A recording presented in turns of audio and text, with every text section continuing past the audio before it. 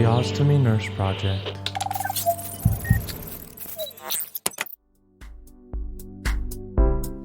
Hey there, and welcome everybody to the Ostomy Nurse Project, the podcast that talks about living with your insides on the outside.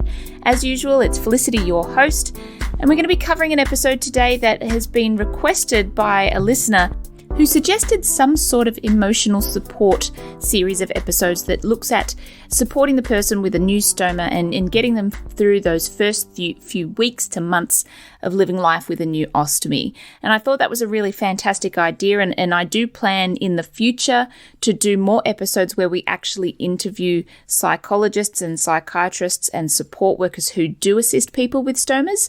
But from a stoma nurse perspective, I thought it would be a great way to get you started by talking about a topic that we don't acknowledge a lot that we actually provide to the patient when stomas are new. As a stomal therapy nurse, there's quite a large focus on the physical aspects of learning to deal with a stoma. But one of the things that does happen in the background that we don't typically broadcast a lot is the psychological support that we provide you when you're learning to deal with something completely new like a stoma. So if this is the first episode that you've tuned into, firstly, welcome. You've missed a few months before you, but that's fine. That's the beauty of podcasting. You can go back and pick and choose episodes that you like. But if this is the first one that you've tuned into, you may be a person who has just recently undergone stoma surgery, so you may be living with a new stoma. You may have had your stoma for a little while, or you may be a person who's actually contemplating having stoma surgery. Alternatively, you may be a family member, a friend, or a loved one of somebody that does have a stoma who you may want to know how we support them emotionally and psychologically adjusting to their new life. Or you may be a healthcare professional or somebody that cares for somebody with a stoma and you want to know how to support them better emotionally through their new stoma journey. And in particular, learning to look at the cues that a person may be giving you to show that whether the emotional response that they are having to their new stoma is something that is fairly typical, or if they're displaying behaviours that may be a little bit out of the norm or may be a bit worrying to the person who's observing that, and how we get around that and the things that we look for and how to support that person if we feel that they may be struggling in getting used to their new ostomy. And so the topic of today's episode really is looking at what we call psychological first aid, which relates to the psychological trauma of something that happens to a person. And I will talk about that a little bit more in depth about how stoma surgery can be a traumatic psychological event for some people. But also I want to talk about the first aid part of things, because the first aid is the immediate support that we as stoma nurses and you as carers and people connected to those with stomas have to provide that person when something like stoma surgery has happened. So before I get started, I do just want to credit a particular website where I got a lot of my information from, and that is from Trauma Victoria. I know it sounds a little bit odd talking about Trauma Victoria because your instant thought might be physical trauma, ambulance system, immediate first responders and that sort of thing, which the website Trauma Victoria does provide a lot of information for. But they also produce a podcast that was very, very helpful in talking about psychological first aid. So I do want to credit those at Trauma Victoria for providing this information about psychological trauma and how first responders do manage that, because a lot of it actually relates to what we do in a stomal therapy field. So if you ever want more information on psychological trauma, you can go to trauma.reach.vic.gov.au, and that will talk about the different types of trauma that people sustain. But if you have a look or search in their website for psychological trauma, a lot of the information that you read will be related to what I'm going to talk about in this episode today. All right, let's get started. One of the important things to define, I believe, is what we actually mean when we say psychological trauma. I don't mean someone taking a club and beating you over the head until your mind goes fuzzy. The actual definition commonly of psychological trauma is a difficulty in a person being able to function normally or typically following a certain event or a certain experience that they may have had. Or perhaps a distressing event that might be outside or unusual to the typical human experience. So we have lots of normal experiences in everyday life. Things happen to us. We go through stressful times. We have great times.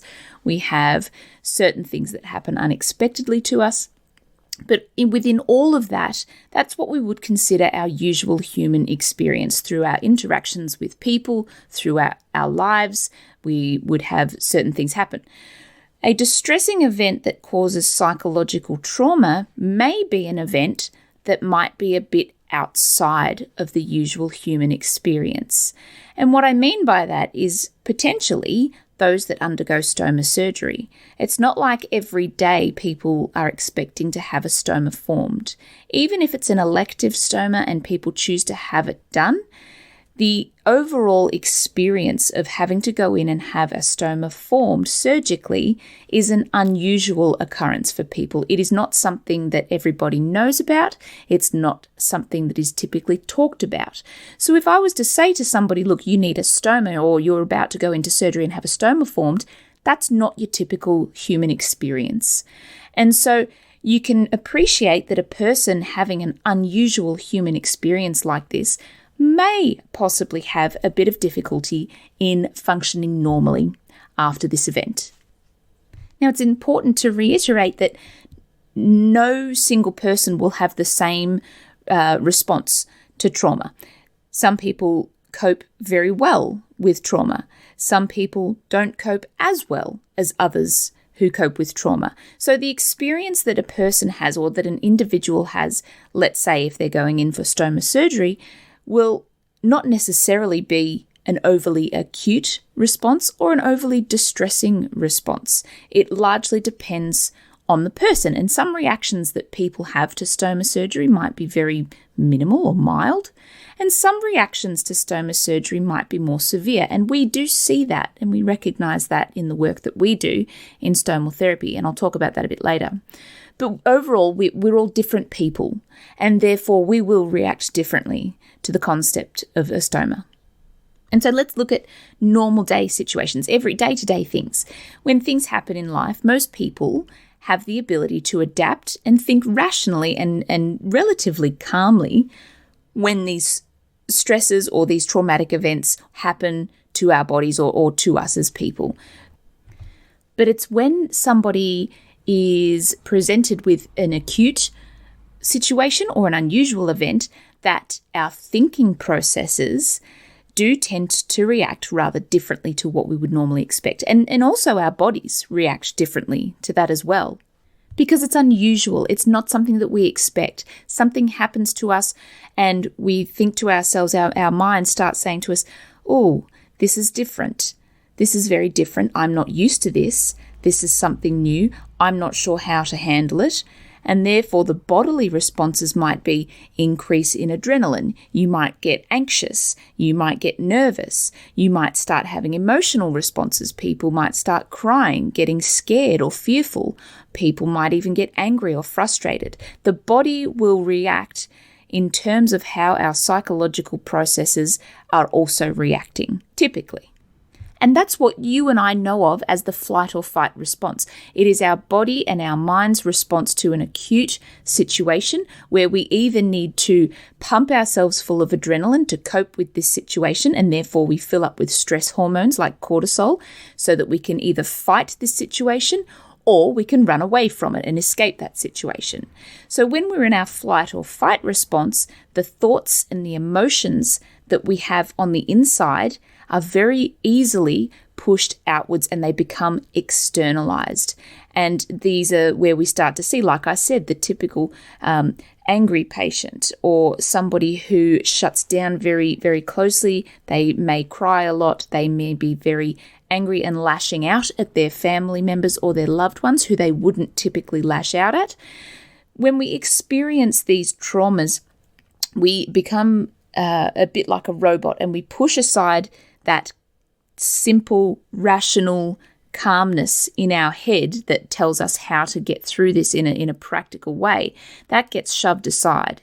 And because we are forced to think very, very quickly and very, very acutely in order to deal with the trauma that the person is suffering at that particular moment. Let's focus on that a little bit more from a stomal therapy point of view. When we see patients or family members of patients who have experienced a psychological trauma, like a brand new stoma, the patient may display a number of normal responses that we would typically expect, as well as a number of differing or perhaps different responses that may also happen.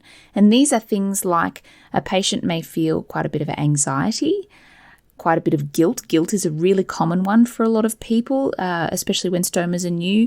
They may feel guilty about perhaps being stuck in hospital when they may normally be a carer for somebody else, or they feel like they should be focusing on somebody else who requires their help or their support. So they do get very guilty for being stuck in hospital or for being unwell. They feel guilty about having to take time to heal. Denial is also a big one. A lot of patients in the initial phases, if they can't cope with that psychological trauma of learning how to look at their stoma, manage their stoma, they often have a little bit of denial. Oh no, I won't be doing this. My wife or my husband or my daughter will do all of my stoma care for me. I won't do this. I'm not dealing with a stoma. That's a very common and typical response to somebody in those initial stages of experiencing psychological trauma. We also see a lot of agitation and anger. They're all very common, and it's something that we see with any patient, stoma or no stoma. It's a response to psychological trauma, agitation, anger, patients lashing out at their family and loved ones. This is all very common.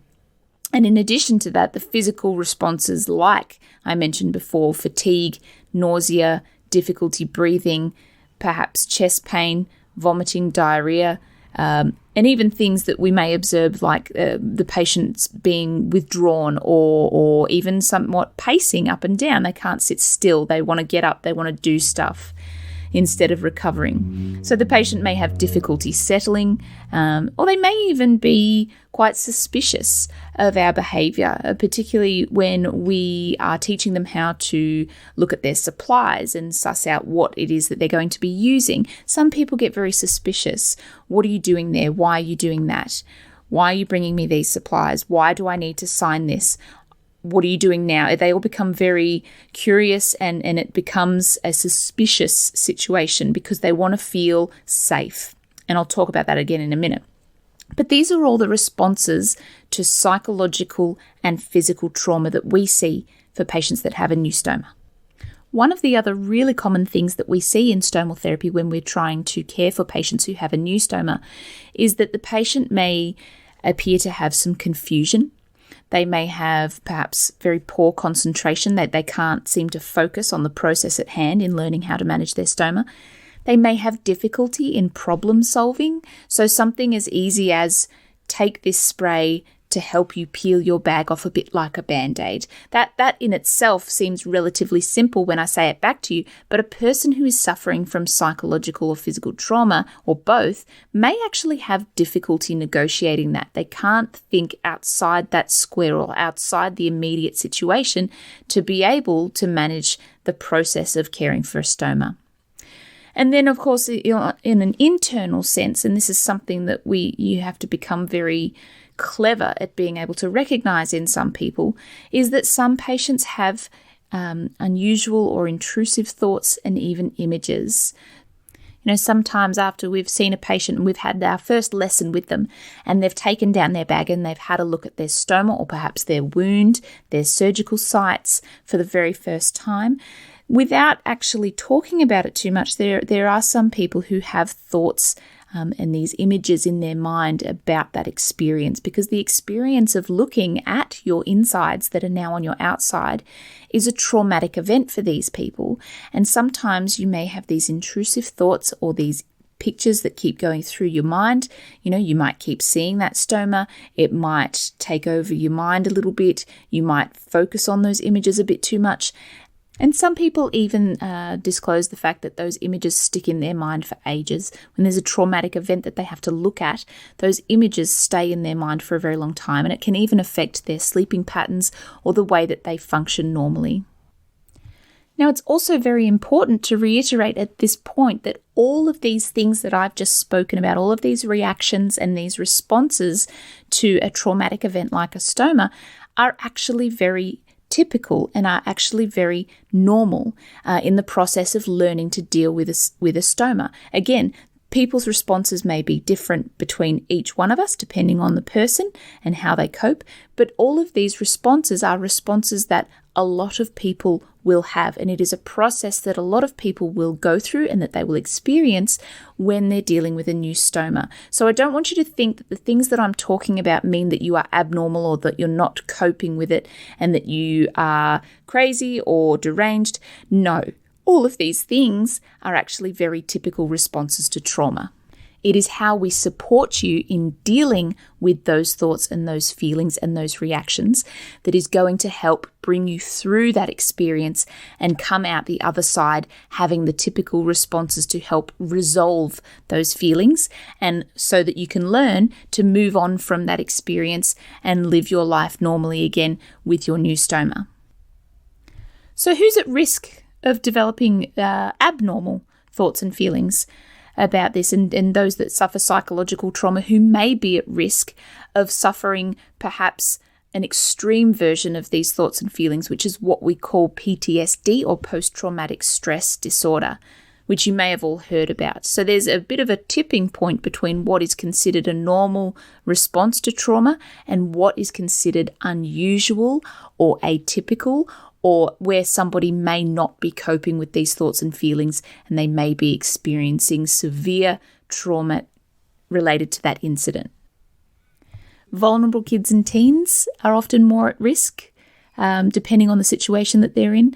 Those with mental health concerns or previous trauma, as well as those with disabilities, can also be at higher risk of suffering abnormal psychological and emotional responses to something like the trauma of a stoma.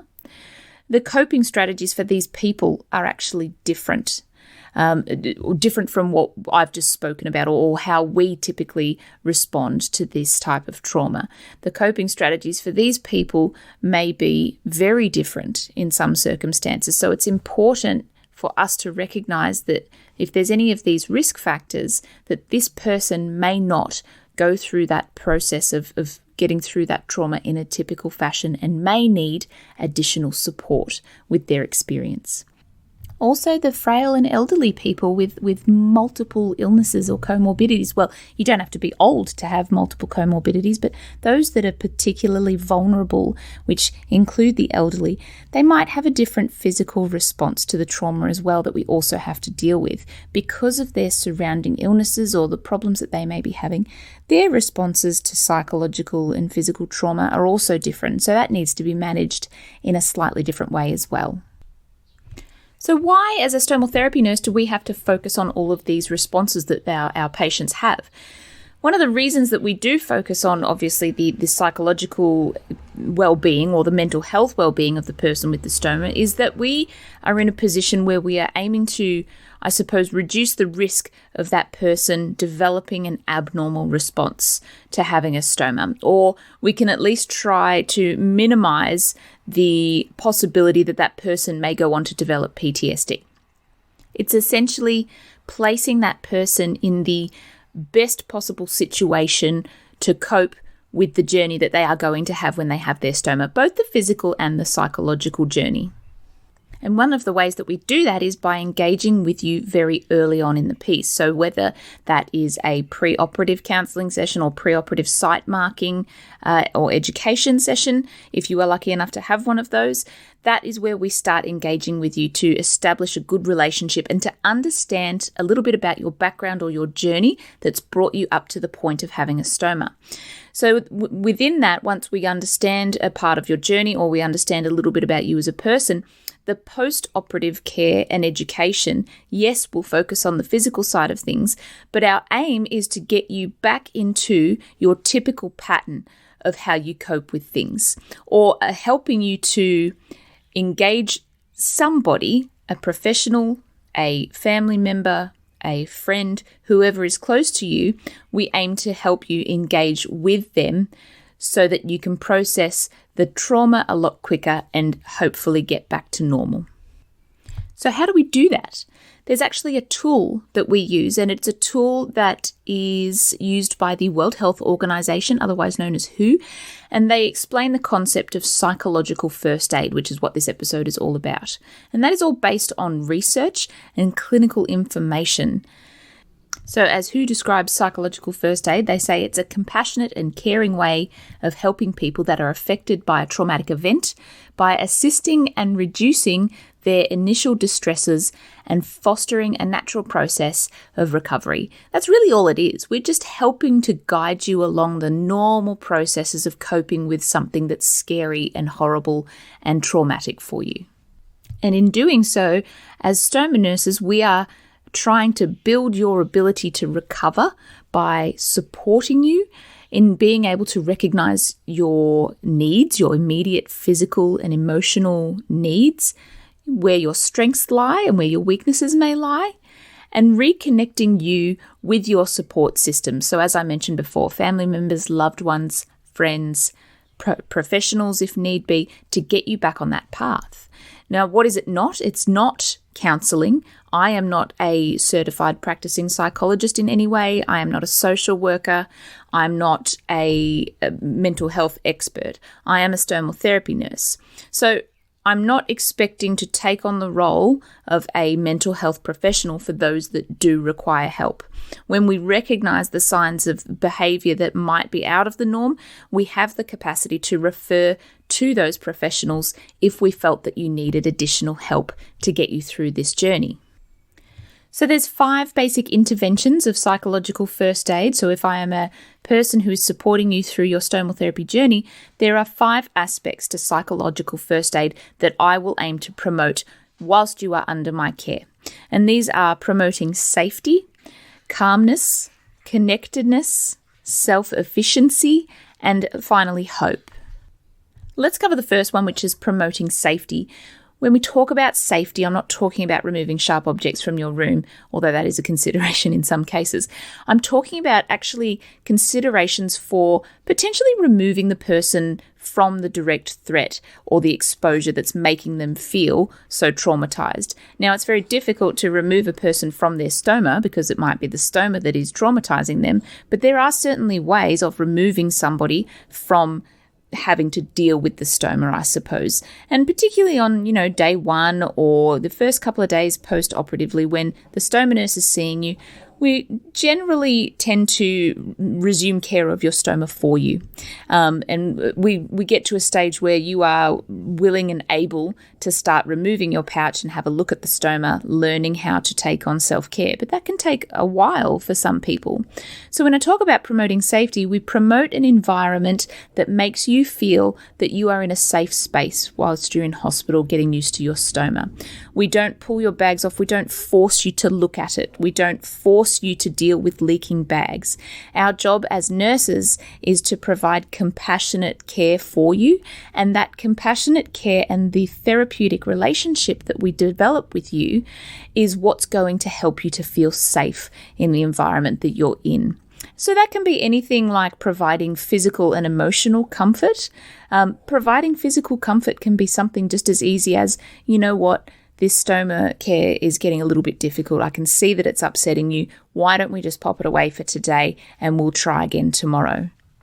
Providing emotional comfort. You are okay. It's okay to be feeling this way.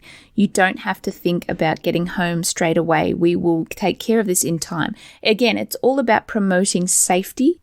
And in the first few days post-operatively, if you are suffering the typical traumatic responses to having a stoma, providing physical and emotional comfort measures will suffice to make you feel safe in those initial few days. When you are wounded, you have that flight or fight response. So by a nurse providing a calm, supportive attitude during your recovery, that will help to maintain that therapeutic relationship that we have with you, but also to make you feel like you are in a safe place and that no further trauma will be happening to you in that very moment. Now, the next one I like to talk about is promoting calmness. And I like to talk about calmness because I can guarantee you will very rarely find a stomal therapy nurse who walks in and panics at any situation. Trust me, we have seen it all, we've heard it all, we've touched it all, we've managed it all. So when we come across a situation where there's a lot of, I suppose you could say, high energy in a patient's room when things are new, we have an amazing ability to remain very, very calm. You know, my motto for anything to do with stomas is never panic. There's never a reason to panic. We don't panic. We take things nice and calmly. And we've all seen plenty of situations where the environment is not calm. You know, sometimes when you're trying to recover, there's lots of doctors coming through, there's lots of nurses coming through. You might have the physiotherapists or the dietitians wanting to come in. People are lining up at your door to try and get you to do things, and that can be very overwhelming. Another aspect is the high energy that family and loved ones bring. Because we all know that family dynamics can be a little bit different. When family members or friends come to see you often have a lot of people wanting to come and see you and support you in hospital when you're recovering, and that in itself can promote a very high energy environment. So promoting calmness is a way of stabilizing the person who is overwhelmed, particularly for those of you who have a stoma. So we look at the person who is vulnerable and we identify your needs at that time, and we make sure that we target those needs. So if that means bringing the atmosphere down a notch and keeping things nice and calm and talking to you and reassuring you, perhaps in some cases even removing the source of that anxiety and that energy, which might be family, it might be staff, it might be a certain situation. If we can remove you from that, we will try and do that to keep things calm. So you feel safe when you are calm, and you can process thoughts a lot easier in a calm fashion. If you're all hyped up, you're not going to be able to think straight, and nothing's going to get done if there's a lot of high anxiety and high energy around you. Now, the next intervention is promoting connectedness. So when the person or the patient with a stoma is in a calm situation and ready to proceed through their recovery, encouraging that person to get back to their normal coping mechanisms is something that we try and focus on. So when I say that, I mean things like helping you to establish contact with your loved ones, your family, whoever your emotional support person is. We aim to try and bring them in to help promote a connected feeling with somebody, because that also makes you feel safe in many situations. It all comes back to feeling safe so that you can proceed through the normal emotional recovery and psychological recovery in regards to having a stoma.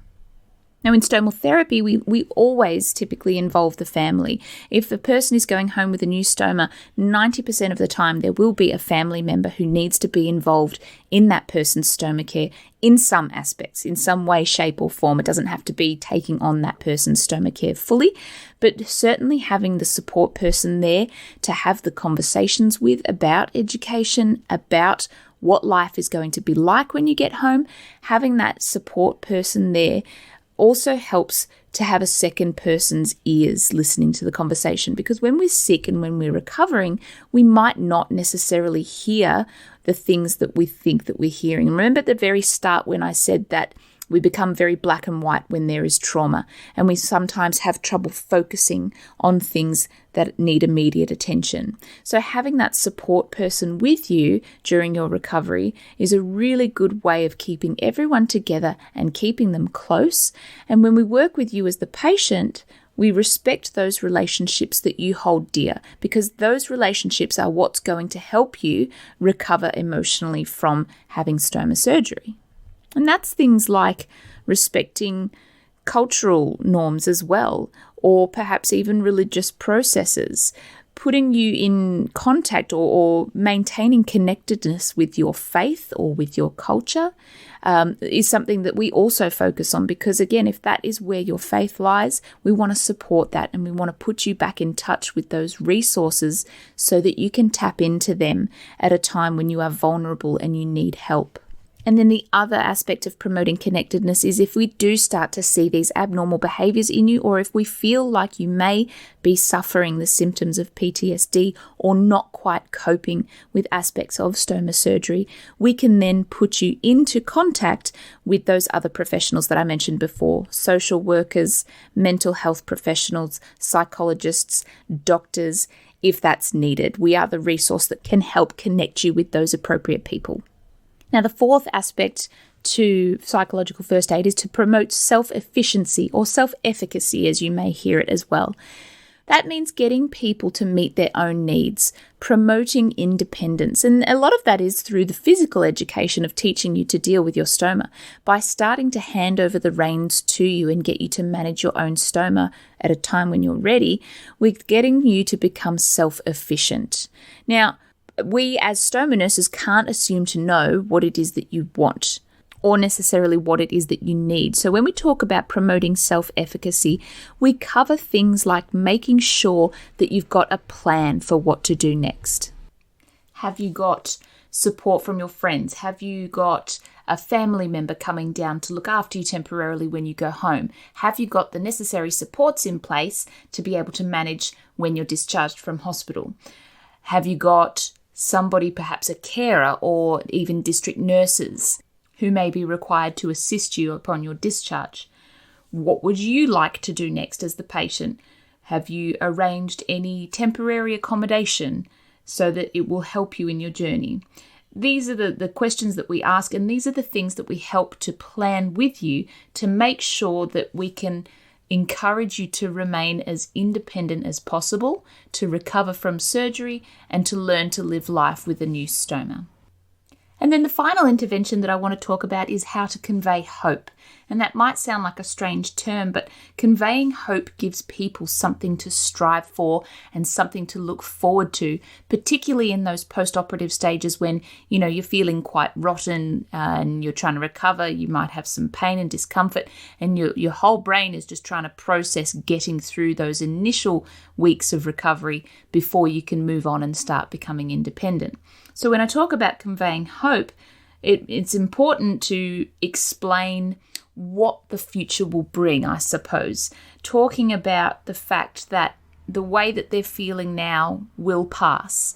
The way that their bodies have changed, they will become accustomed to. So it's a little bit of reassurance, but it's also important for us to start talking about the future, because it gives the person with a stoma the concept or encourages them to believe that there is a quality of life future for them if they're living with a stoma. Sometimes that thought can get pushed to the back of the mind, and particularly in cases where stomas have been formed in an emergency or quite unexpectedly, the thought that life is going to be permanently different, the person won't be able to go on, the situation seems hopeless, is a very common reaction when stomas are formed in this case. So it's important for us to reassure you as a person with a stoma that this temporary situation and how you're feeling at this particular moment will pass. It does pass for everybody that goes through this. Some people find their hope in their faith, which is what I talked about earlier. If faith is part of that person's life, then encouraging them to explore their faith or get back in touch with their faith is also a really good means of conveying hope that they will get through this with support through their faith, and staying staunch to the faith that they practice. It's a helpful way of remaining hopeful that the situation will improve. So there you go. They're the 5 interventions or the 5 principles of promoting psychological care and psychological first aid, particularly to a person who has a stoma. So we look at promoting safety, making sure the person feels safe and protected in that initial stages. We promote calmness. Everything we do has a sense of calm. There is no need to panic, and that person can process thoughts and feelings at a pace that is very gentle. Promoting connectedness, getting you in touch with those that are close to you, making sure that you have those people around you that make you feel grounded and can keep you sane and calm and support you in your journey.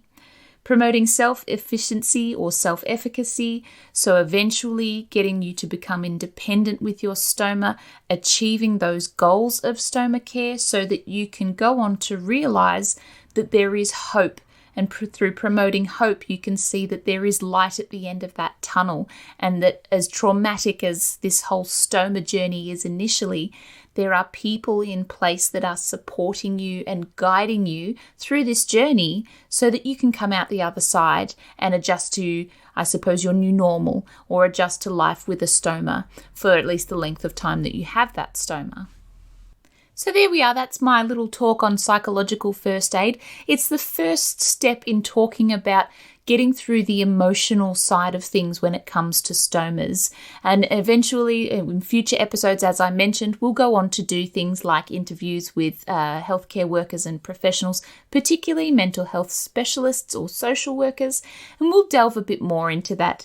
But as we're coming up towards the end of 2019, we've got to start wrapping up some of these episodes. And I think we're going to push out maybe perhaps 1 or 2 more episodes for the remainder of the year. They'll be Christmas-related specials. So in the meantime, I thank you very much for listening to this episode, and I thank you to everybody who has tuned in this year. It's been amazing. If you like the content that you listen to on the Ostomy Nurse Project, please jump onto whichever platform you listen to us from and either rate or leave a comment for us. Let us know how that we're doing, and by all means, please do leave suggestions about content that you want to hear about, because that's how this episode came about as well. You guys have a wonderful day. You are listening to the Ostomy Nurse Project, coming to you from down under, just like where your psychologically sound little stoma is. Take care, everybody. Bye-bye.